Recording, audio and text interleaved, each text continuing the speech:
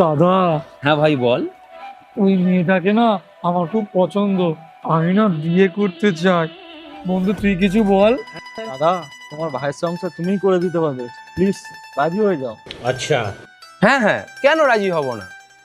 তুই গিয়ে প্রপোজ কর, বাবা মার বোঝাবার দায়িত্ব আমার। ঠিক আছে।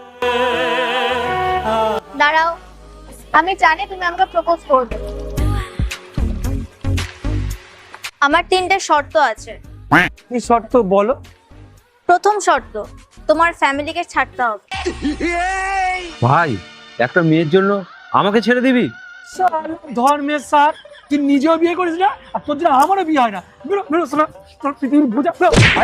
2 নাম্বার শর্ত, তোমার ওই ফালতু বন্ধুদের সাথে মেশে যাবে না। ভাই, আমি তো ছোটবেলাকার বন্ধু, তোকে আমি বিড়ি খাওয়া শিখিয়েছিলাম। তুই খারাপ জিনিসই তো শিখিয়েছিস। বলো তুমি। 3, মোবাইলে বেশি কথা বলা যাবে না। মোবাইলটা এক্ষুনি ভাঙো। তুমি থাকলে আবার অন্য কি করবো? চলো শোনা, রাজি? এই, তুমি একটু রাখো তো সোনা। तू समझा? কি হয়েছে কাকু? যে ক্ষতি আমার হলো তার দায়ে